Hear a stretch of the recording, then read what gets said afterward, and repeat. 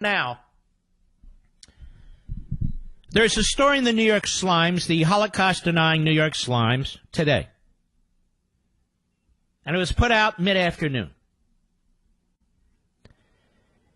And the New York Slimes doesn't realize what it did here, as none of the media entities realized what they did over a year ago when I pointed out the espionage that had been taking place in this country, you may recall. So I want to get back to this. This article today. Listen to this. This is the headline. Codenamed Crossfire Hurricane. The secret origins of the Trump investigation. Within hours of opening an investigation into the Trump campaign's ties to Russia in the summer of 2016, the FBI dispatched a pair of agents to London on a mission so secretive that all but a handful of officials were kept in the dark. Let's stop right there. Donald Trump, his campaign, was under investigation by the Obama administration, by Jim Comey, by the FBI, by Loretta Lynch's Department of Justice. That's how the tree works. Starting in the summer of 2016. Did you hear what I said? His campaign's ties to Russia. Their assignment, which has not been previously reported, New York Slimes is very impressed with the fact that they are a recipient of leaks, was to meet the Australian ambassador, who had evidence that one of Donald Trump's advisors knew in advance about Russian election meddling. And what was that evidence, by the way? After tense deliberations between Washington and Canberra, top Australian officials broke with diplomatic protocol and allowed the ambassador, Alexander Downer, to sit for an FBI interview to describe his meeting with the campaign advisor, George Papadopoulos. Now, that's kind of old, but what's new is that the ambassador of Australia met with the FBI, broke with diplomatic protocol. Well, who gave him approval to do that? And you're going to tell me that the President of the United States wasn't aware of this?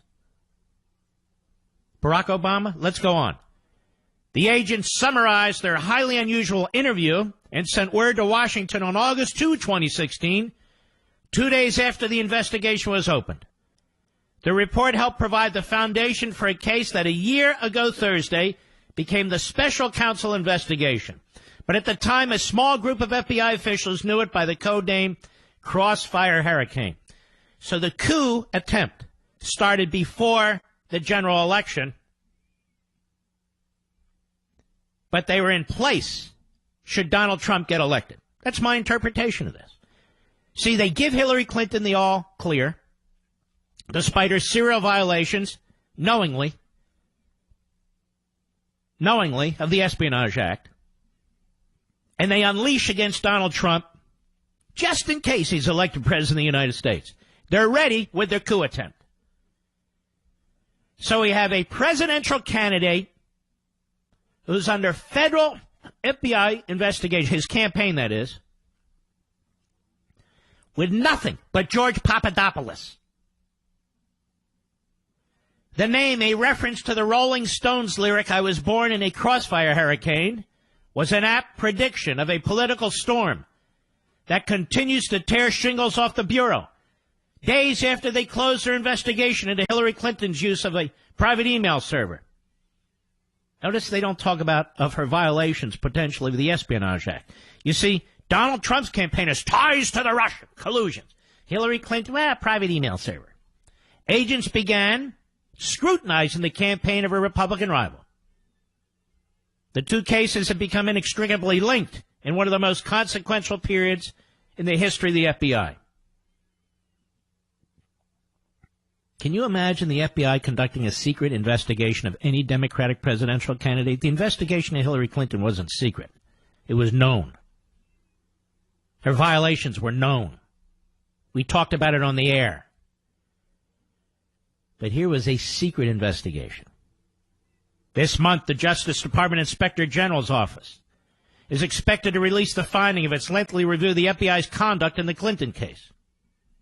The results are certain to renew debate. Those actions buried in decisions by the FBI director at the time, James Comey, to publicly chastise Mrs. Clinton in a news conference, and then announce the reopening of the investigation days before the election. Mrs. Clinton has said those actions buried her presidential hope. No. She said that. She said America hates women. Stuff like that. But that's not all the Inspector General is supposed to do, by the way.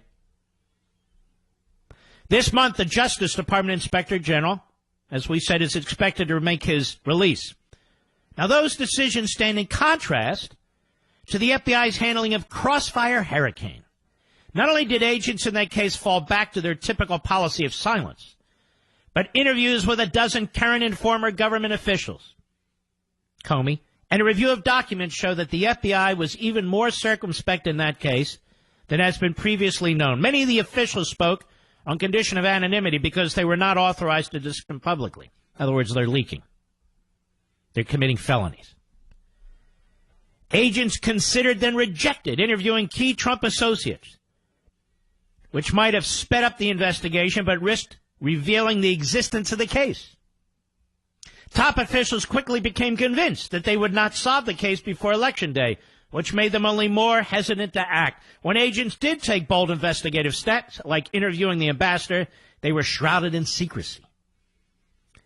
I don't think the New York Times comprehends that it is condemning the Obama administration, the Lynch Justice Department, and the Comey FBI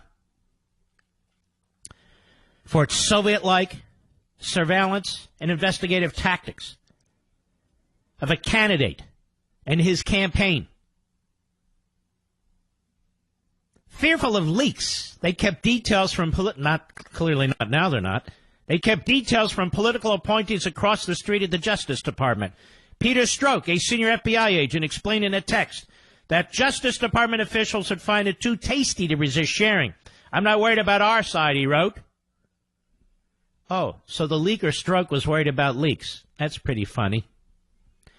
Only about 5 Justice Department officials knew the full scope of the case, officials said, not the dozen or more who might normally be briefed on a major national security case. So let us be clear. We have a secret cabal of FBI agents who, on the flimsiest of information, begin investigating a presidential candidate in his campaign. Tell me, when it was revealed that Barack Obama had ties to domestic terrorists, did the FBI conduct a secret investigation? Did it? Of course not. Remember, I'm reading from the New York Slime, so you have to understand the spin, the dishonesty, the omission of information. But still, look what they've revealed. Look what they've revealed in the aggregate. A secret, small cabal of FBI agents using the flimsiest of pretexts to invest a presidential campaign. Not the Hillary Clinton situation. Not the Hillary Clinton situation, which was quite public about her violations of the Espionage Act, what she did as secretary. No. Papadopoulos. No, this is, well, let's go on. The facts, the New York Slimes write, had they surfaced, might have devastated the Trump campaign. Mr. Trump's future national security advisor was under investigation, as was his campaign chairman. You get this? One advisor appeared to have Russian intelligence contacts. Another was suspected of being a Russian agent himself. There it is. New York Times just flopping this crap out there. And yet it is utterly consistent with what I talked about back in March 2017. That something smelled rotten based on the stories, including from the New York Times. And you have to ask yourself, why is the New York Times running this now? Why didn't get the information or report the information a year ago? I'll get into that in a minute. In the Clinton case, Mr. Comey said he erred on the side of transparency. But in the face of questions from Congress about the Trump campaign, the FBI declined to tip its hand. And when the New York Times tried to assess the state of the investigation in October 2016, law enforcement officials cautioned against drawing any conclusions. resulting in a story that significantly played down the case. They're trying to show you they did all they could to protect the Trump campaign. That's a lie, of course. They were conducting a secret cabal. It was conducting an investigation, a FBI investigation of the Trump campaign with no serious pretext. We'll continue this when I return. Mark Levin.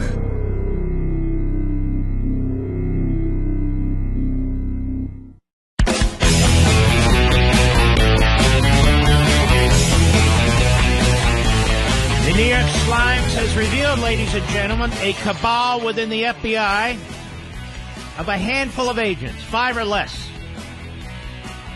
who took it upon themselves to investigate the Trump campaign starting in August of 2016 based on the flimsiest of pretexts.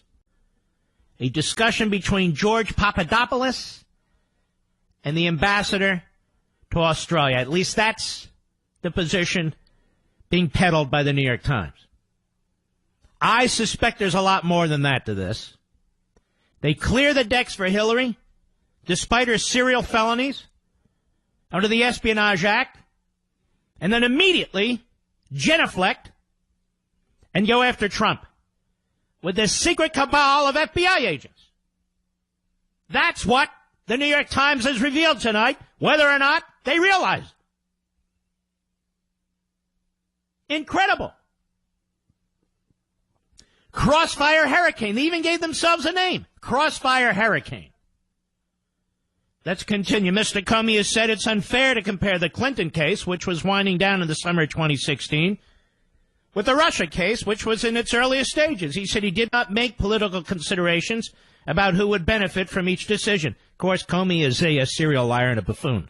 But underpinning both cases was one political calculation, that Mrs. Clinton would win and Mr. Trump would lose. How many times have I told you that the reason that Barack Obama and his ilk in the administration did not reveal to Congress or anybody else that the Russians were interfering with our election, the reason why Susan Rice in August of 2016 told the cybersecurity group within the White House to stand down, even though they were telling her about Russian interference in the campaign, and they dare not provide options in a memo to the President of the United States to box him in, is because they thought Hillary would win, and they did not want her election tainted.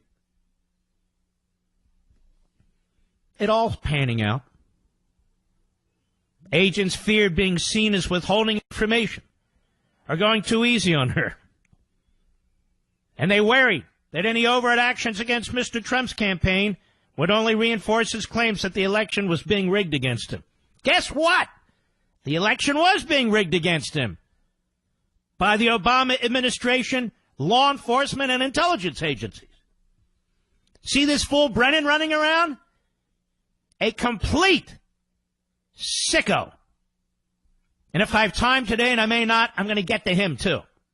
The head of the CIA, the head of National Intelligence, the head of the FBI, the head of the Justice Department, all colluding to stop Trump. Just in case he might win, they wanted to make sure they dirtied him up pretty good.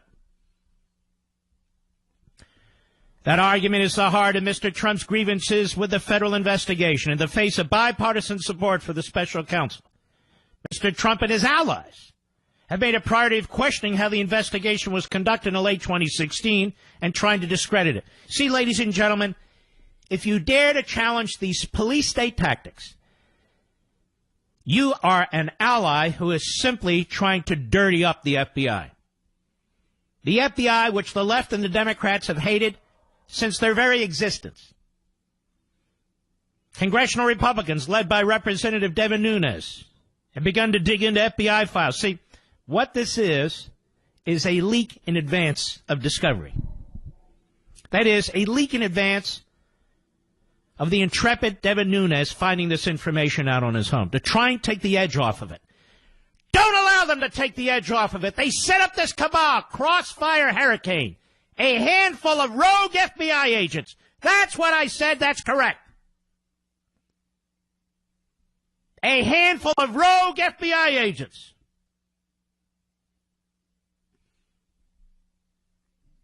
Crossfire Hurricane began exactly 100 days before the presidential election. This is the New York Times. But if agents were eager to investigate Mr. Trump's campaign, now you see the New York Times will use a news story to come to their defense. So you have a preemptive leak here because Nunes and others will get to the bottom of this one day, maybe soon. And so they're putting out the information in advance. All right, I have to take it. This is a hard break. We'll continue now. I'm making it possible for tomorrow's backbenchers to do this article, trust me. But you're here first. So we'll continue when I return.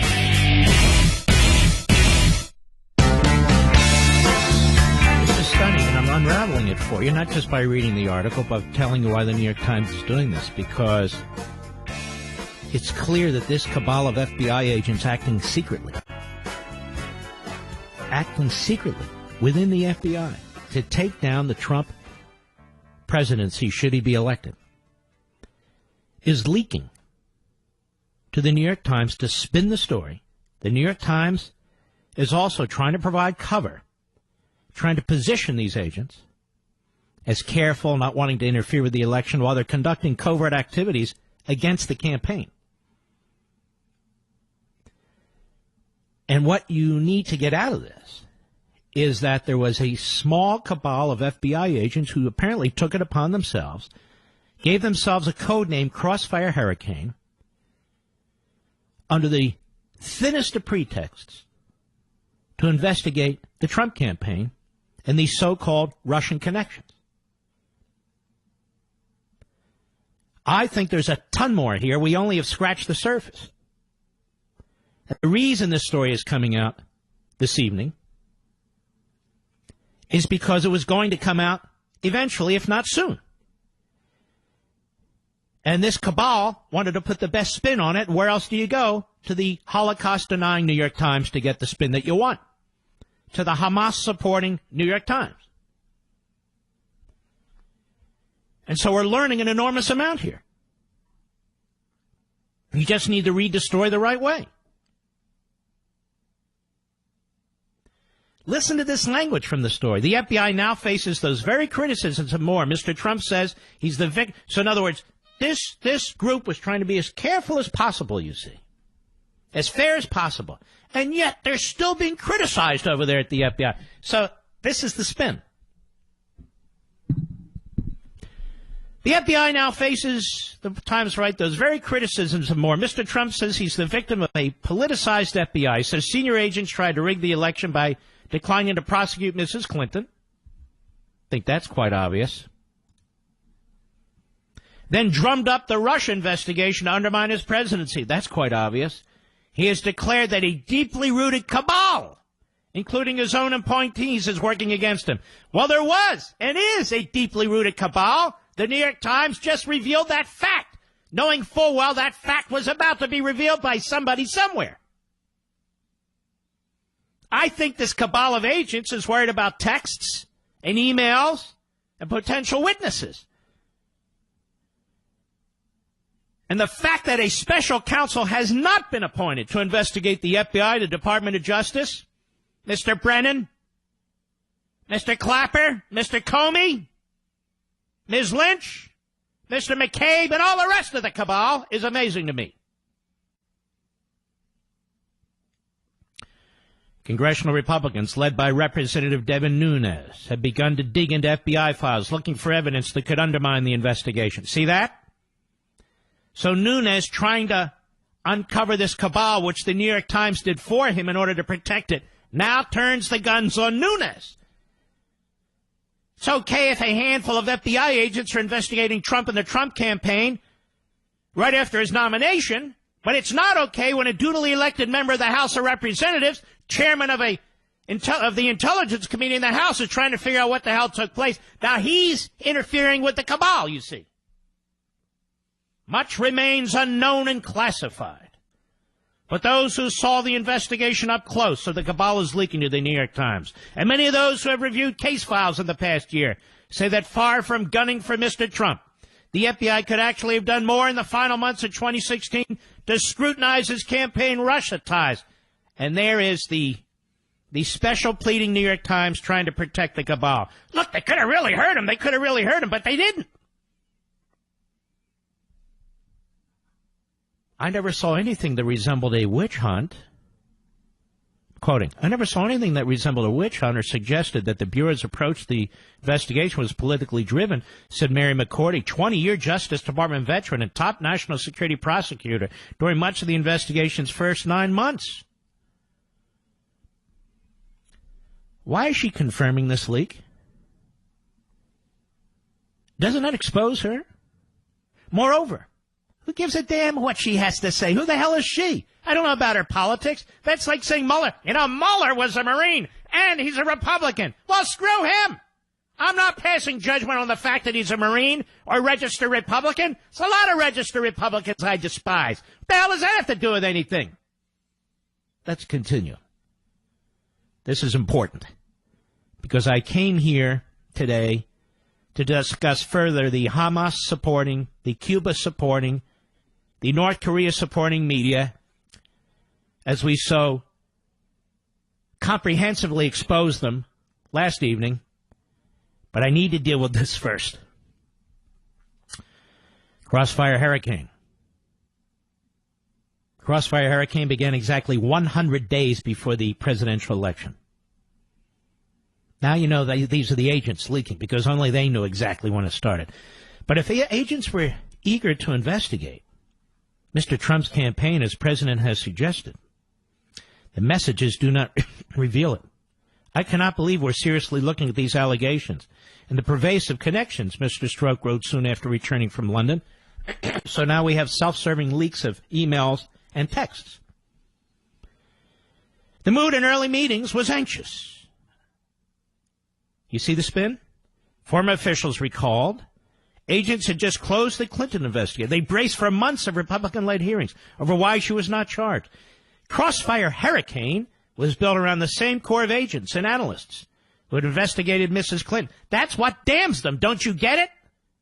New York Times, that's what damns them. The agents that gave Hillary a pass then went after Trump.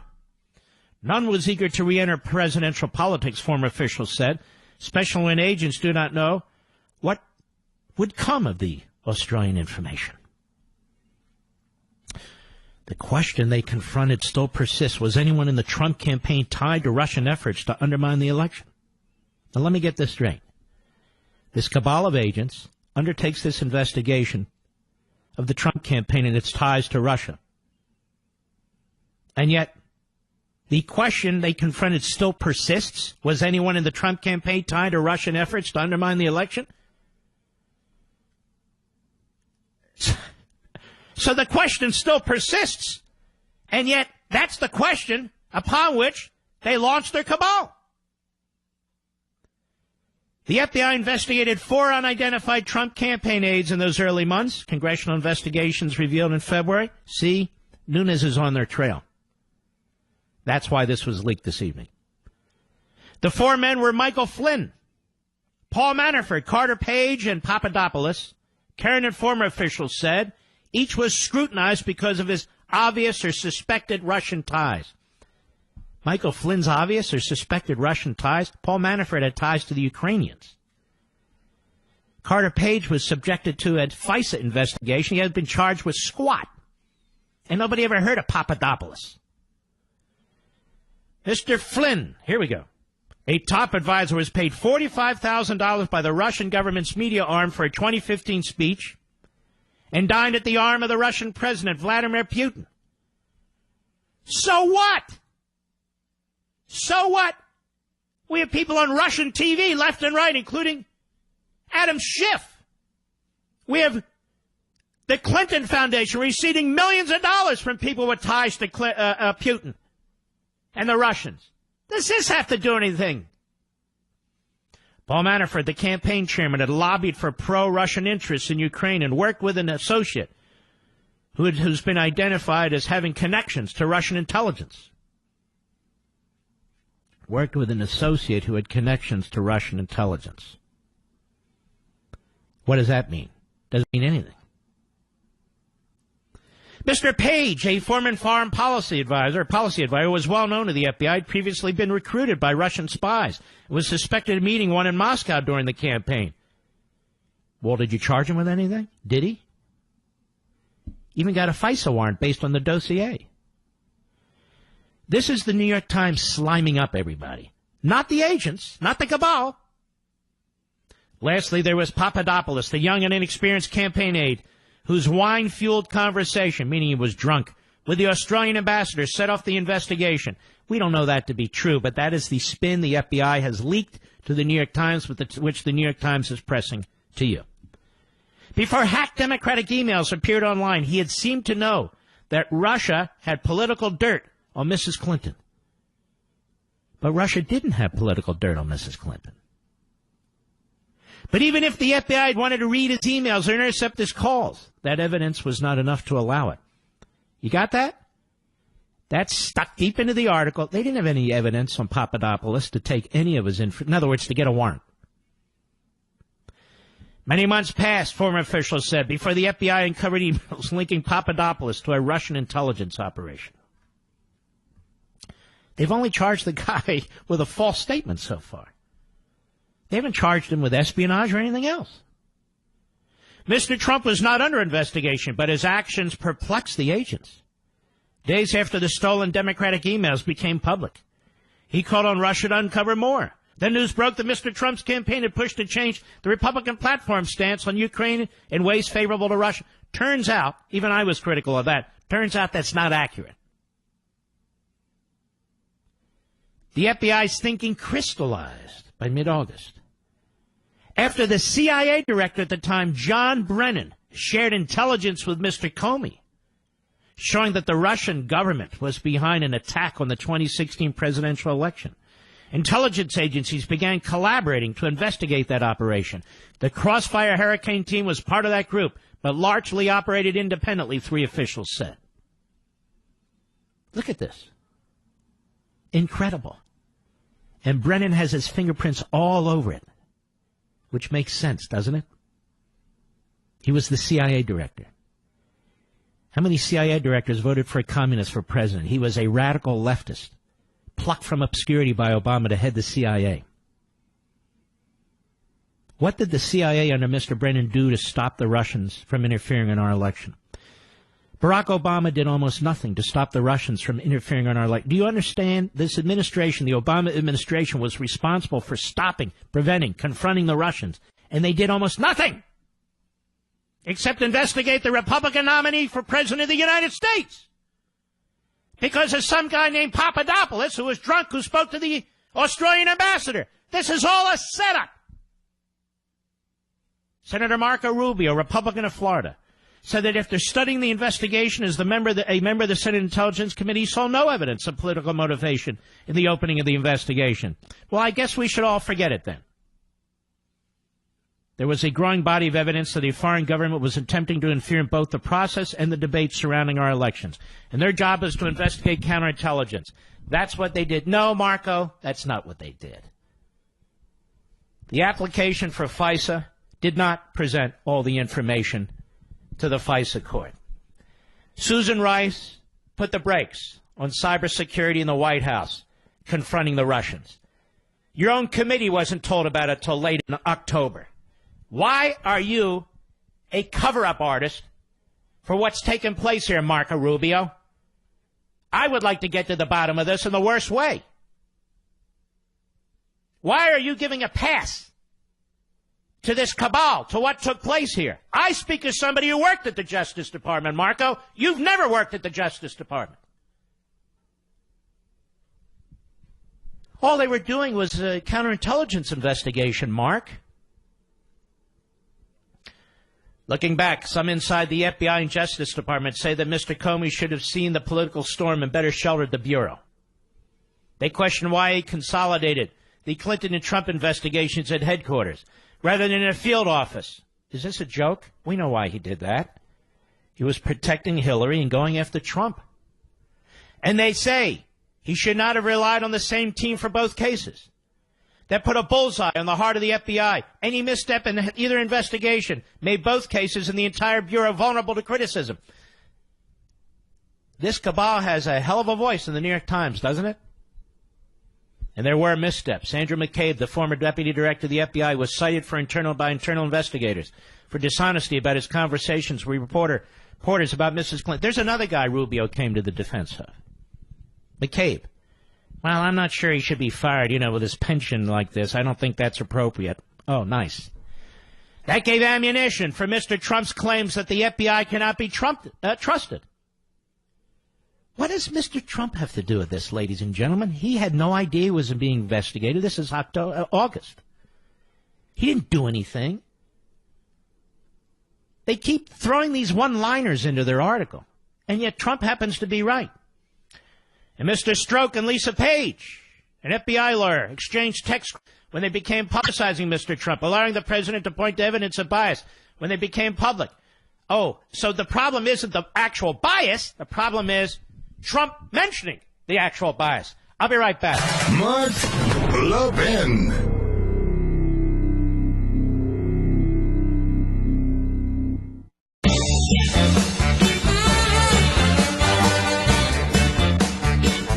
I want to continue this into the second hour. I hope you'll stay with me. And I'm going to move on to some other things. But I definitely want to finish with this.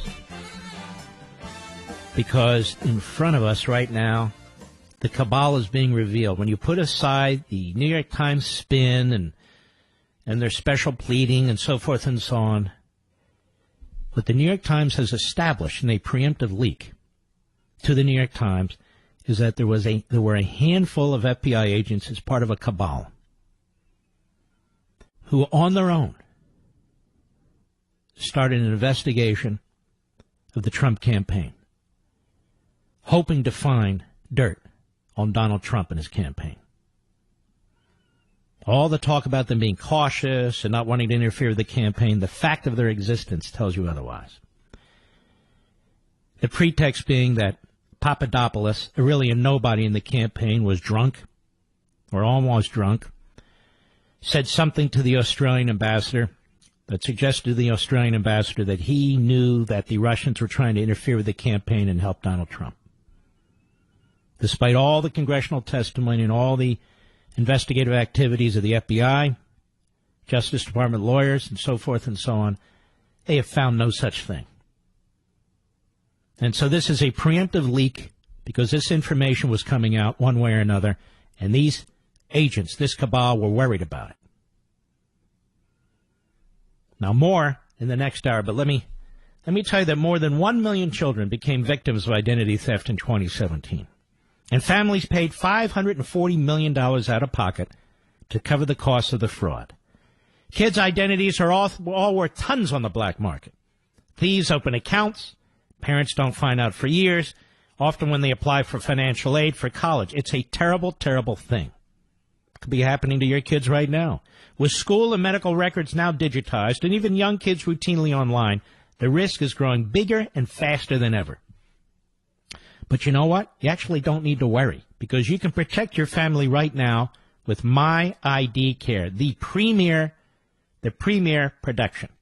My ID Care covers you for the 9 types of identity theft, including child ID theft, with great family plans, and they provide 100% identity recovery guarantee or your money back. That's the difference between My ID Care and all the rest of them. You need top-tier identity recovery, and they stand by it with their guarantee. You and your kids need protection, and you need My ID Care. Learn more and get 15% off at myidcare.com/Mark, promo code Mark. myidcare.com/Mark, promo code Mark. One more time. myidcare.com/Mark, promo code Mark. We will continue to interpret what the New York Times is reporting and what the New York Times has actually done, which has revealed the cabal in the FBI. I'll be right back.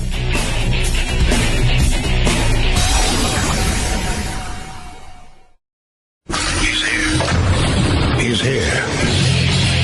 Now, broadcasting from the underground command post, deep in the bowels of a hidden bunker, somewhere under the brick and steel of a nondescript building, we've once again made contact with our leader, Mark Levin.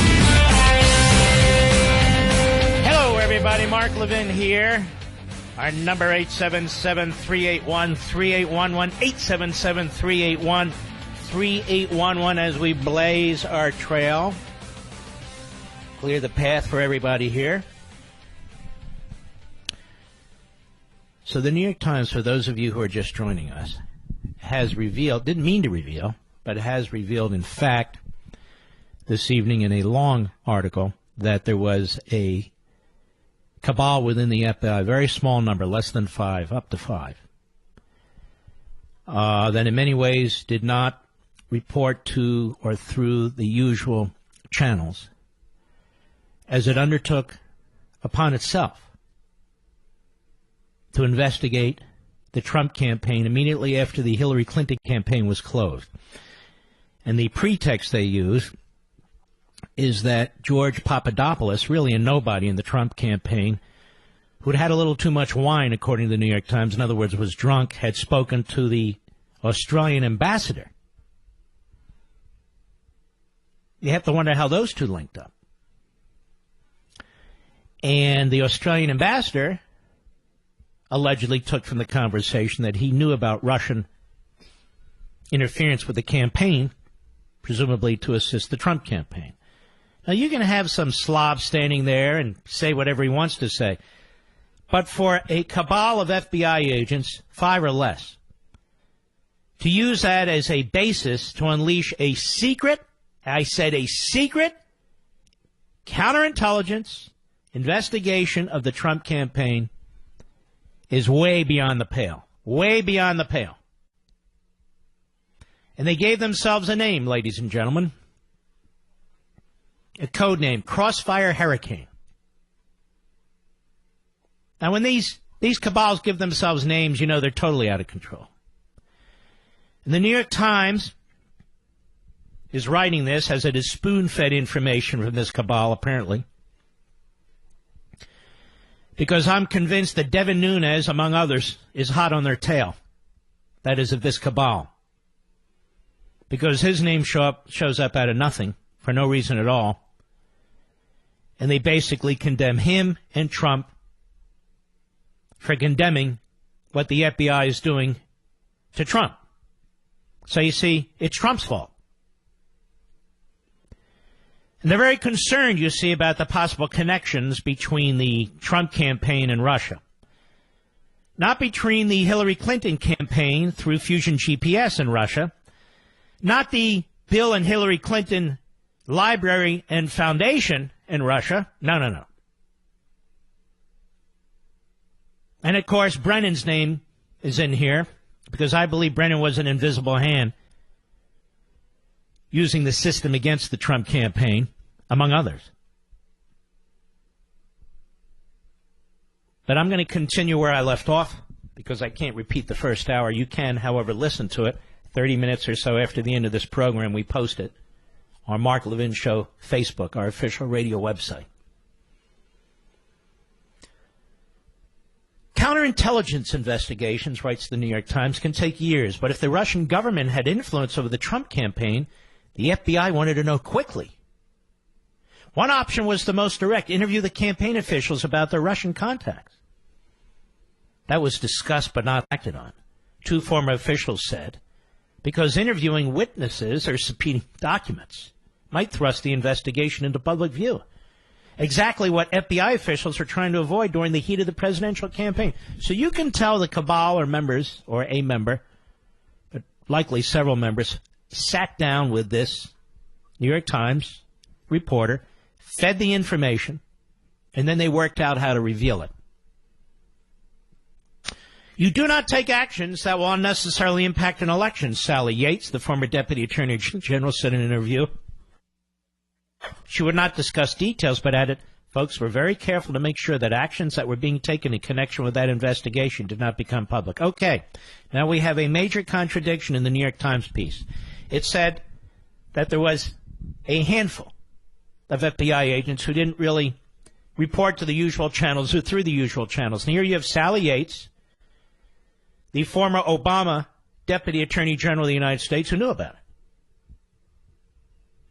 Says she would not discuss details. So here we are, well into this long article in the middle of it, where it contradicts the front end of the article.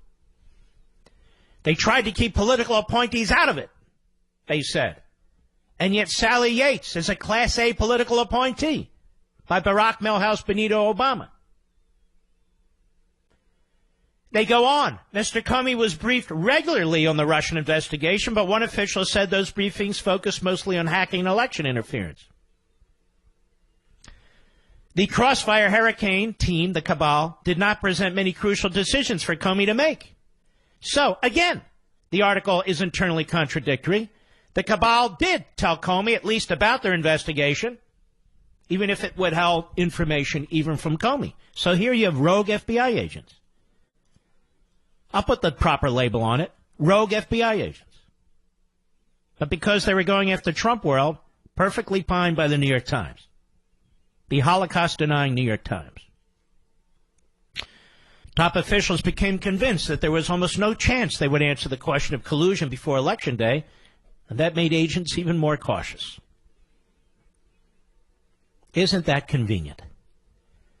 The FBI obtained phone records and other documents using national security letters, a secret type of subpoena, officials said. And at least one government informant met several times with Mr. Page and Mr. Papadopoulos, current informers officials said. That has become a politically contentious point, with Mr. Trump's allies questioning whether the FBI was spying on the Trump campaign or trying to entrap campaign officials. Hold on, hit the brakes. The FBI obtained phone records and other documents using national security letters, a secret type of subpoena. A secret type of subpoena. And at least one government informant met several times with Mr. Page and Mr. Papadopoulos, current informer officials said. So there was, in fact, a government informant who met with Mr. Page and Mr. Papadopoulos. There was, in fact, a spy.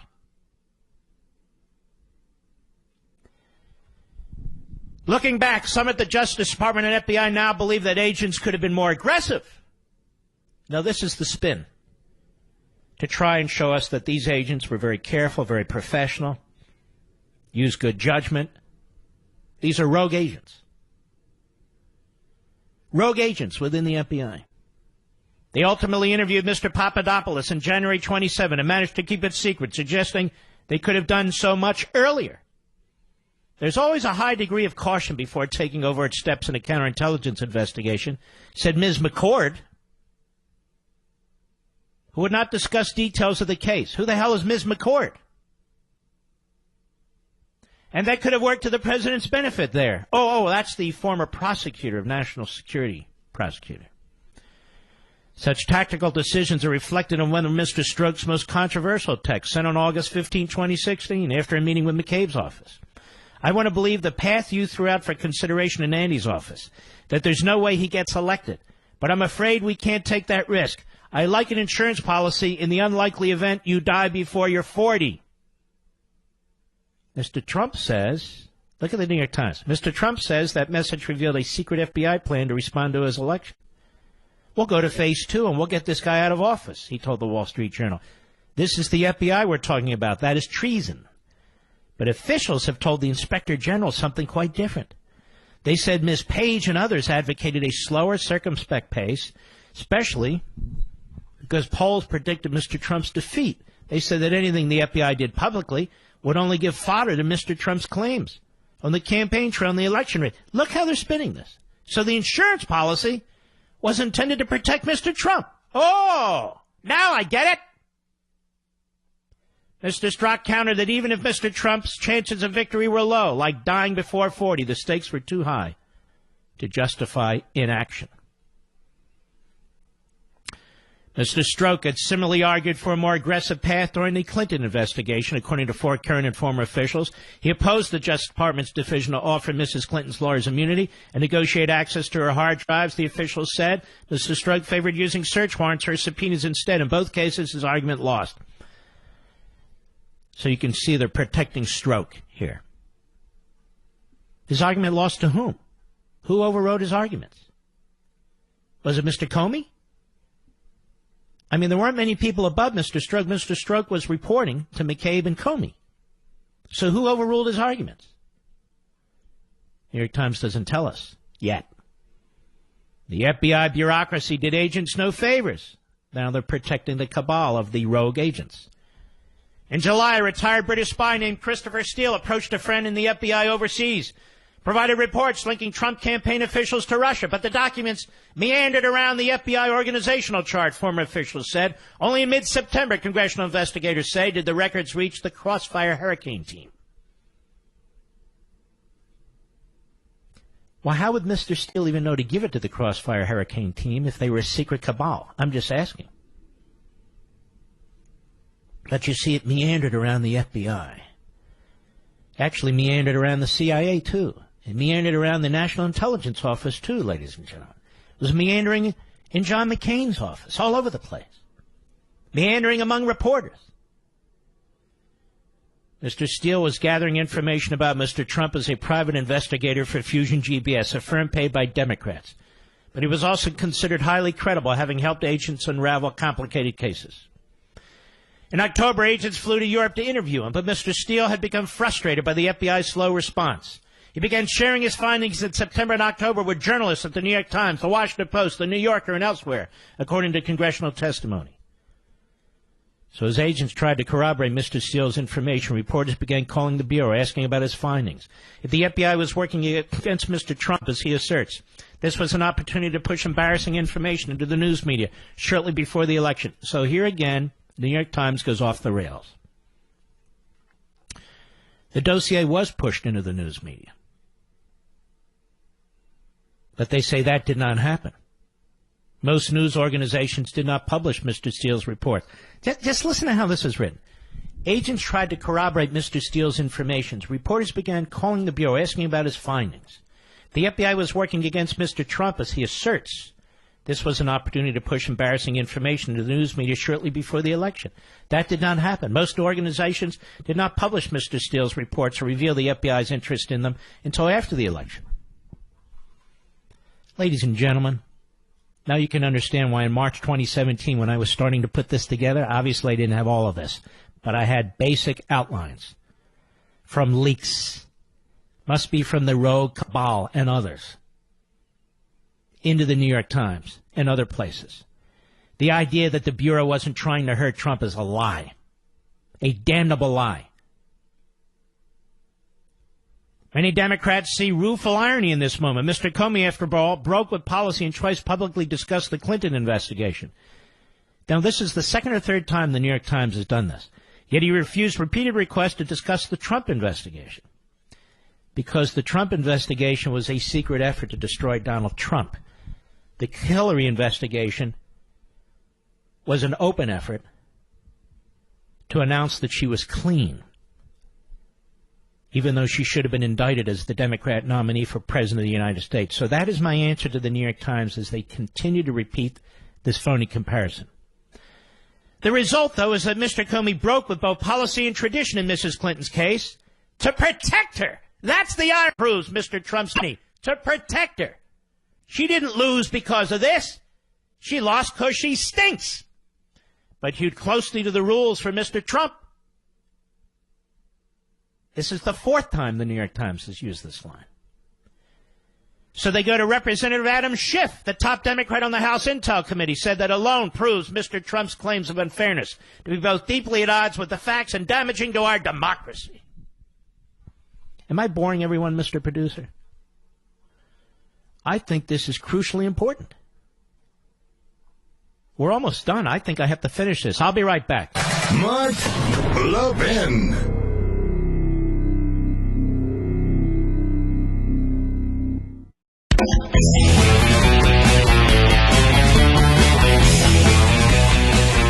I hope the nation is listening to this. I really do.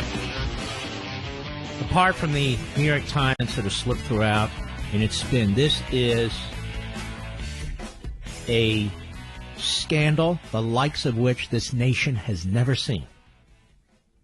This nation has never seen anything like this. The cover-up by the media, this nation has never seen anything like this. The obstruction by the Democrats, this nation has never seen anything like this. The New York Times, we're near the end. Crossfire Hurricane, that's the self-identification by the handful of FBI rogue agents, the cabal. Crossfire Hurricane began with a focus on 4 campaign officials. By mid-fall 2016, ladies and gentlemen, presumably October, right before the election, Mr. Carter Page's inquiry had progressed the furthest. Agents had known Mr. Page for years. Russian spies tried to recruit him in 2013. Well, did they? Apparently not. They said tried. And he was dismissive when agents warned him about it. A half dozen current and former officials said. That warning even made its way back to Russian intelligence, leaving agents suspecting that Mr. Page had reported their efforts to Moscow. Look at the weasel language, that the agent suspected. Well, did he? You had a tap on his phone. You were listening in on his conversations. Relying on FBI information and Mr. Steele's, prosecutors obtained court approval to eavesdrop on Mr. Page, who was no longer with the Trump campaign. Look again. Relying on FBI information and Mr. Steele's. They put a tiny little footnote in the application. In the FICE application, with an indication so ambiguous on how it was funded that there was no way a federal judge would have had any idea the Democrats in the Hillary Clinton campaign were involved. And yet the New York Times, weaselly as it is, has to note, relying on FBI information and Mr. Steele's information. Remember, the cabal was doing their own investigation. Steele was doing his own investigation. The cabal didn't have the Steele information early in the article until September. Yet they used that information to get the warrant. Prosecutors obtained court approval to eavesdrop Mr. Page, who was no longer with the Trump campaign. That warrant has become deeply contentious and is crucial to Republican arguments that intelligence agencies have properly used Democratic research.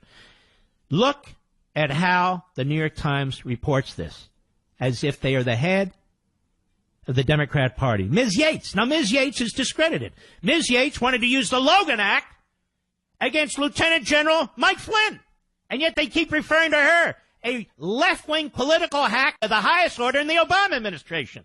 Ms. Yates, the Deputy Attorney General under President Barack Obama, finally they mention it at the end of the article, signed the first warrant application. There it is.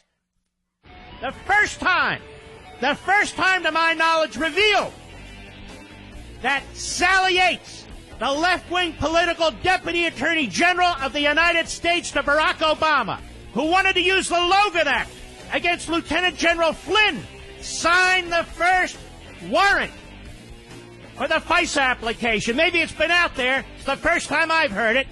We'll be right back.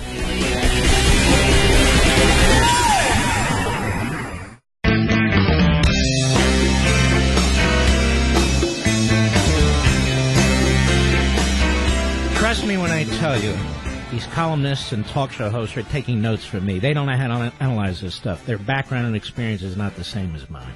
I can catch this stuff. Ms. Yates, the Deputy Attorney General, the Obama holdover, was behind leading the attack on Mike Flynn and pushing the Logan Act argument, which was a phony argument. She was eventually fired by the president because she undermined his position on immigration. She also received a complimentary and supportive email by the number 2, who would wind up being the number 2 investigator on the Mueller team, this clown Andrew Weissman. He gave her a high five, if you will, for trying to obstruct the President of the United States' immigration policies. She ultimately failed. You can see how incestuous this is. Real bunch of circle jerks. What am I trying to say? Jerks who are in a circle. Let me put it that way. Ms. Yates, the Deputy Attorney General under Obama, signed the first warrant application. But don't worry, the New York Times says, subsequent filings were approved by members of Mr. Trump's own administration. The Acting Attorney General, Dana J. Bonte, and then Rod J. Rosenstein, the Deputy Attorney General. And this is why Trump's furious. They're out of control.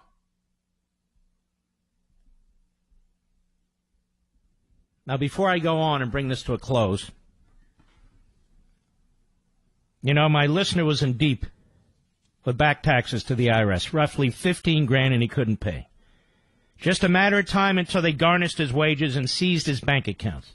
Umpteen times he'd heard me mention Optima tax relief, and now Optima knows that behind every tax problem are good people with families, homes, savings, and paychecks that need protection. And umpteen times he started to call, and then he stopped. Finally, he did, and it was the best call he'd ever made. The tax experts at Optima qualified him for the Fresh Start Initiative, a special IRS program that saved him thousands and put his tax debt to rest. Optima has resolved over $500 million in tax debt for their clients, and they're A-plus rated with the Better Business Bureau. When you're ready to put your IRS crisis behind you, one call can start the process to solve it all. Call my trusted friends, the experts, the pros, at Optima Tax Relief. Here's the special number, 800-499-6300. 800-499-6300. That's 800-499-6300. Let's continue. We're learning a lot. We're learning a lot. The New York Times hopes you're missing every piece of it as it spins and spins and positions and positions. But you're not. You're catching everything. You're with me and I'm with you. After months of investigation, Mr. Papadopoulos remained officials. Actually a puzzle. And agents were nearly ready to close their investigation of Mr. Flynn, according to 3 current and former officials. Then they have a parenthetical, a parenthesis. Mr. Flynn rekindled the FBI's interest in November 2016 by signing an op-ed article that appeared to be written on behalf of the Turkish government, and then making phone calls to the Russian ambassador that December. Why would writing a piece on behalf of the Turkish government, which I despise, rekindle investigative activities? Or making phone calls to the Russian ambassador when you're the incoming National Security Council advisor? See, this is, again, the thinnest of reeds, a complete phony pretext. But let's go on. In late October, ladies and gentlemen, would be about a week before the general election. In late October, in response to questions from the Times, enforcement officials acknowledged the investigation, but urged restraint. They said they had scrutinized some of Mr. Trump's advisors, but had found no proof of any involvement with Russian hacking. The resulting article on October 31 reflected the caution. Oh, the wonderful rogue cabal of agents, very cautious, and said that agents had uncovered no conclusive or direct link between Mr. Trump and the Russian government. The key fact of the article, that the FBI had opened a broad investigation of possible links between the Russian government and the Trump campaign, was published in the 10th paragraph. In the 10th paragraph of the New York Times. There's a New York Times reporting about the New York Times. And a year and a half later, no public evidence has surfaced connecting Mr. Trump's advisors to the hacking or linking Mr. Trump himself to the Russian government's disruptive efforts, all the way near the end of the article. But the article's tone and headline, investigating Donald Trump, FBI sees no clear link to Russia, gave an air of finality to an investigation that was just beginning. You see, Trump won, ladies and gentlemen. The investigative processes were already in place. The hypothesis, if you will, had already been presented. They just needed to find something. Like good little Soviets. They just needed to find something, anything. They'd worked so hard, this cabal, starting in August. They'd leaked so much. They couldn't let it go. They had their man, they just don't know what they had him for. Democrats say that article preemptively exonerated Mr. Trump, dousing chances to raise questions about the campaign's Russia ties before the election. See, the Democrats are all about politics, using all this against Trump. Just as the FBI has been criticized for its handling of the Trump investigation, so too has the New York Times. I don't even understand this point. Hillary Clinton paid for the dossier. The DNC paid for the dossier. The dossier came in different phases, but the the essential content of the dossier was known months before the general election. That's why Hillary Clinton started to squawk when she lost. Hey, Russia collusion, Russia collusion, Russia collusion. Did you ever wonder why or how she knew about that? Well, there wasn't any. But she had to know about the dossier. Has she ever been interviewed by that? Has any committee of Congress ever had her testify about her role? Not one. Any committee of Congress ever have Debbie Wasserman Schultz or Donna Brazile testify? Not once. Not once. For Mr. Steele, it dashed his confidence in American law enforcement. Well, that's very upsetting. He didn't know what was happening inside the FBI. Glenn R. Simpson, the founder of Fusion GPS, testified this year, and there was a concern that the FBI was being manipulated for political ends by the Trump people. The FBI is being manipulated for political ends by the Trump people? Which Trump people at the FBI? Can you name one? So again, this is the New York Times spinning, positioning, managing a disaster. 2 weeks before Mr. Trump's inauguration, senior American intelligence official briefed him at Trump Tower in Manhattan on Russian hacking and deception. They reported that Mr. Putin had tried to sow chaos in the election, undermine Mrs. Clinton, and ultimately help Mr. Trump win. How did he do that? Through the dossier? How did he help Mr. Trump win? And if he was helping Mr. Trump win, why did Barack Obama sit on his hands until late October? Why did Susan Rice sit on her hands? Why did they all sit on their hands? Because they expected Hillary to win. And they did not believe that the Russian interference would help Trump win. If they thought Russian interference would help Trump win, they would have been jumping up and down in August about it. They would have been making public pronouncements about it. They would have been calling out his campaign and Papadopoulos and all the rest of them. But they didn't. Because he wasn't trying to help Trump. He was trying to interfere with the campaign. And thanks to the Obama administration, he succeeded. Not in helping Trump or defeating Hillary, but interfering in the campaign. Not a word of that in this long New York Times piece, because it's a long piece with really only about 10 sentences that matter. Mr. Comey met with Mr. Trump privately, revealing the Steele reports and warning that... No, he didn't reveal the Steele reports. He revealed a very limited amount in one Steele report, and warning that journalists had obtained them. Yes, many people think Mr. Clapper leaked it to CNN, for which he was later rewarded with a job. And money!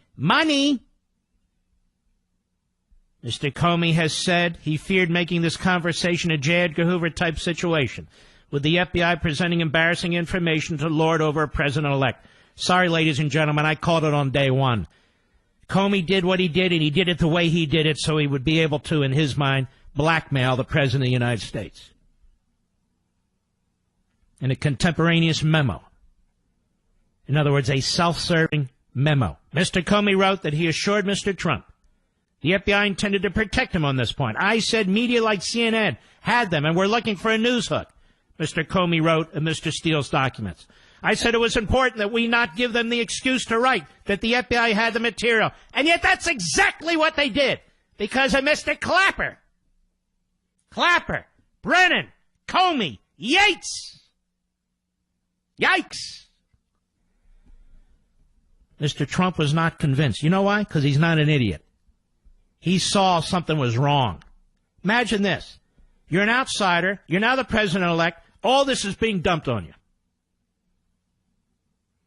Mr. Trump was not convinced either by the Russia briefing or by Mr. Comey's assurances. He made up his mind before Mr. Comey even walked in the door. Hours earlier, Mr. Trump told the Times that stories about Russian election interference were being pushed by his adversaries to distract from his victory. Right, because why didn't they push it earlier? Because they wanted to protect Mr. Trump in the campaign. Don't you understand, ladies and gentlemen? That's the end of the article. I hope you've been with me from the beginning.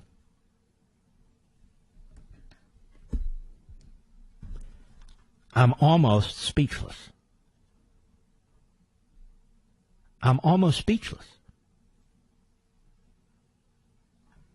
Just to recap. before I go to the break. A handful of FBI agents decided to investigate the Trump campaign, initially keeping their activities quiet from virtually every other unit within the FBI. It was a secretive cabal of FBI agents, 5 or less. They wanted everybody kept in the dark. Because they say, the New York Times and their leaks, George Papadopoulos, who was apparently drunk, had said something or some things to the Australian ambassador, suggesting that Papadopoulos knew of Russian interference in the election. They assumed that was intended to help Trump since he was a Trump supporter.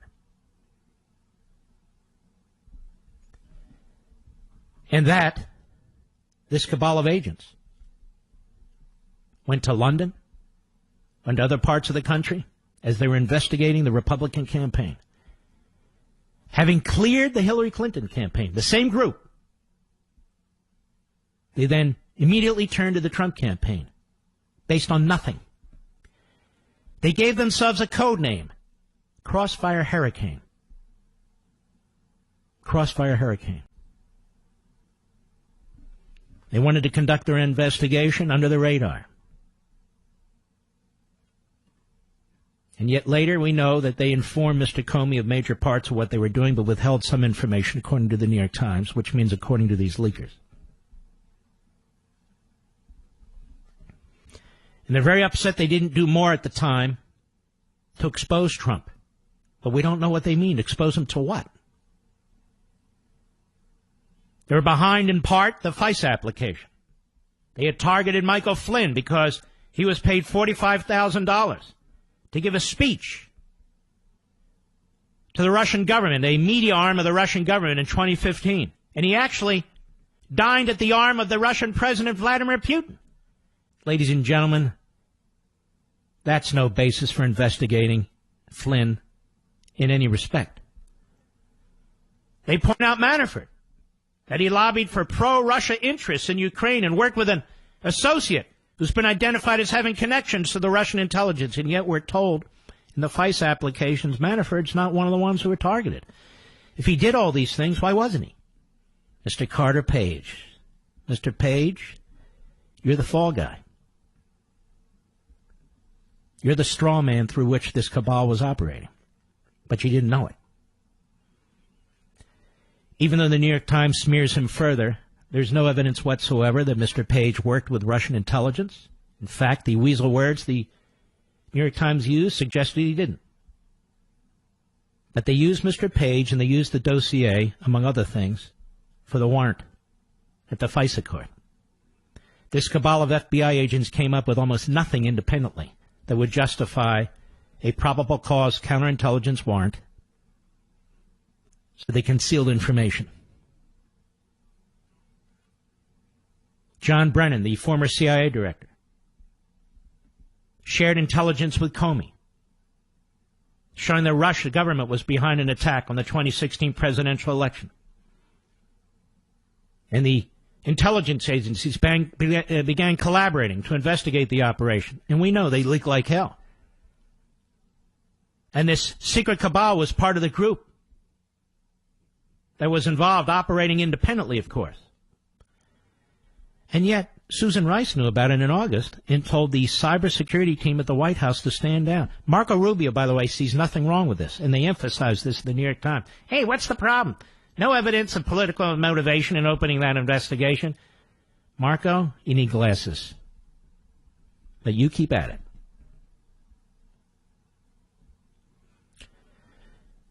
Then it turns out that they were, in fact, informing Comey in some respects, informing others at the Justice Department in some respects.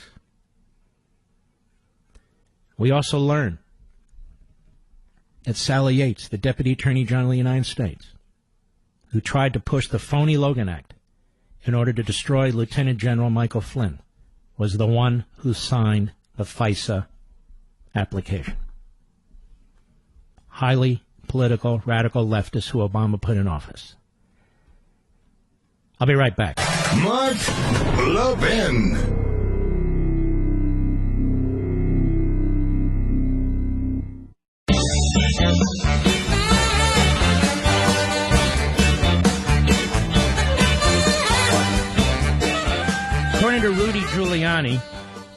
2 weeks ago, Mueller told him that they would not indict the President of the United States because of Department of Justice policy, which he would adhere to. Now, I have told you for almost a year, June of 2017, on this program, I have told you on Fox, that while all these other lawyers, some professors, some former prosecutors, and on and on and all are in the weeds, I discovered those two Department of Justice memos. 1973 and 2000. Which explicitly said in significant detail that it was the position of the Department of Justice that a sitting President of the United States cannot be indicted under our constitutional construct. I'm going to talk more about this in the next hour, as well as close the circle on what's taken place with Hamas and Israel, and the American media especially. If you shower, brush your teeth, or try to make your hair look presentable, here's some good news. Dollar Shave Club has a lot of stuff to help you out. Dollar Shave Club delivers everything you need to look, feel, and smell your best. Shampoo, conditioner, body wash, toothpaste, hair gel, everything. All of Dollar Shave Club's products are made with top-shelf ingredients that won't break your budget, and you'll feel the difference. Plus, shipping is free with your membership. Here's a great way to try a bunch of Dollar Shave Club's products. For just $5, you can get their Daily Essentials Starter Kit. Comes with wonderful cleanser. It comes with a famous shea butter. Comes with the best razor, 6-blade executive. And you can keep the blades coming every month for a few bucks. It's dollarshaveclub.com/Mark. dollarshaveclub.com/Mark.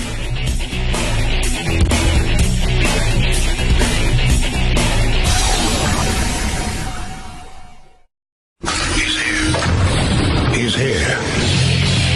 Now, broadcasting from the underground command post, deep in the bowels of a hidden bunker, somewhere under the brick and steel of a nondescript building, we've once again made contact with our leader, Mark Levin. Hello, everybody. Mark Levin here. Our number, 877-381-3811, 877-381-3811. Well, ladies and gentlemen, I hope Rudy Giuliani's recollection about his meeting with Mr. Mueller's team is accurate. The headline at CNN and also Fox and elsewhere, but it gives me great joy to read it from CNN. Giuliani, Mueller's team told Trump's lawyers they can't indict a president. Special counsel Robert Mueller's team has informed President Donald Trump's attorneys that they have concluded they cannot indict a sitting president, according to the president's lawyer. All they get to do is write a report, Trump lawyer Rudy Giuliani told CNN. They can't indict. At least they acknowledge that to us. After some battling, they acknowledge that to us. That conclusion is likely based on long-standing Justice Department guidelines, says CNN. It's not about any assessment of the evidence Mueller's team has compiled. A lack of an indictment. Now listen to how the media go here. They're saying, oh, my God. Oh, God. What are we going to do? But we're not done. A lack of an indictment would not necessarily mean the president's in the clear. Mueller could issue a report making referrals or recommendations to the House of Representatives. Ladies and gentlemen, I think this is why you listen to this show when you can do 1,000 other things. Sports, piddle around at home, whatever. I think this is why you listen to this show. And I think this is why you hear the shows the next day regurgitate what I'm explaining here. And if I don't point it out, nobody will. Go to June 19, 2017, on this radio program, and go to June 20, 2017, on Hannity's Fox show. I pulled out those documents that I dug and dug and dug and find, because that's what I do. I think about this sort of stuff all the time. I'm not out, gallivanting, doing this, doing that, tooting around on a boat, whatever. No, this is what I do. Mark, what do you do for fun? This is what I do. And I've told you from day one, this is all about impeachment. That Mueller's all about impeachment. And that he's serving the interests of the Democrat Party. While certain Renegade Republicans want to protect him, even though he's destroying our constitutional system and the results of the last election. I've spent 2 hours breaking down that New York Times article and the cabal against this president. It is shocking. Shocking. It's a centipede of shoes that keep dropping here. And while Dershowitz and the others, this one and that one are, well, he can plead the fifth, he can do this, there's nothing he can do in response to the subpoena. I said, whoa. That's not correct. You cannot indict a sitting president. Whatever my personal opinion is irrelevant. You cannot indict a sitting president. That is the official position, according to the Department of Justice. I've said it on the air. Mr. Mueller's people hear me. I've waved it in their faces on TV. You cannot indict a sitting president, according to the United States Department of Justice, for which Mr. Mueller works, and as a condition of his employment and his appointment, he must comply with Department of Justice policy. Department of Justice policy, to the best of my knowledge, has never been altered. Not since the first opinion in the Nixon administration and the second opinion in the Clinton administration. It's never been altered. Each of those memorandum, one built upon the other, they are conclusive. And the idea that Mr. Mueller would go to court indicting a president of the United States when the president's lawyers would go all the way to the Supreme Court and wave around those documents to those justices would have been preposterous. Doesn't mean he still won't do it out of spite, but I am telling you that if he follows the rules of the Department of Justice, and if they're enforced by the Attorney General of the United States, he cannot indict this president or any president. Now, when they leave office, it's a different issue. I've explained this till I'm blue in the face. That this has always been about impeachment. It has to be about impeachment. It doesn't mean this rogue prosecutor won't try and indict anyway, and that Trump and his lawyers will have to fight in district court and appellate court and the Supreme Court unless they can go directly to the Supreme Court. I put nothing past Mueller and his rogue Democrat prosecutors, but what I'm saying, and what I said on Hannity, what I've said behind this microphone, what I've said on Levin TV, is the Constitution is this president's best friend. Wrap yourself in it. Defend it. Defend the office of the presidency. And the fact that this Republican Congress sits there and doesn't call Mr. Mueller before it, any of these Judiciary committees, and insists that he explain under what authority he seeks to subpoena a president and set him up for indictment. The fact that they've never asked Mr. Mueller his opinion of these memoranda is a shameful lack of faith to our constitutional system by a Republican Congress that sits there, that lies there like a bunch of flounder on the beach.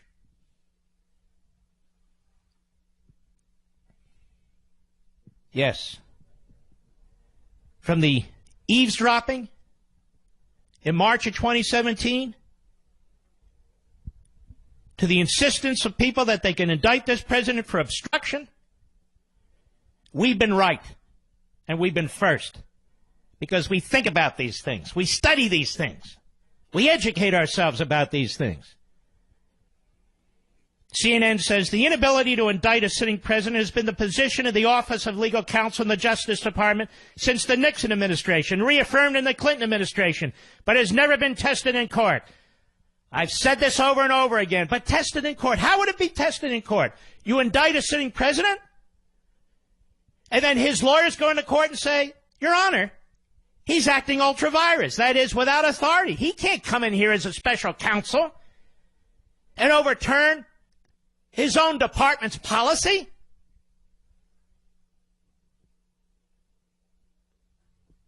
It had been an open question, CNN writes, whether if investigators found potentially criminal evidence against Trump, Mueller's team would try to challenge those Justice Department guidelines.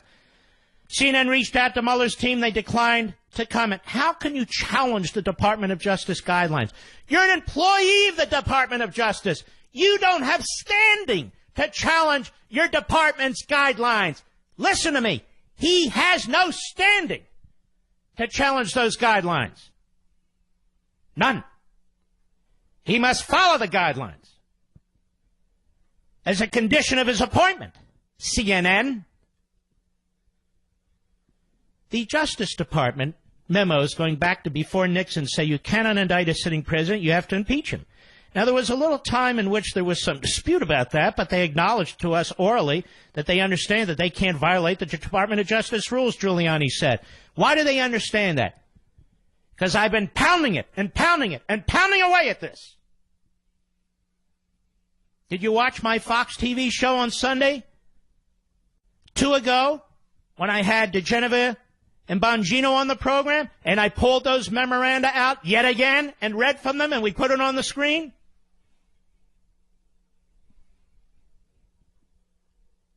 I said to my wife, I have got to keep pushing this. I've got to get it out. I've got to keep making this case on all the platforms I have.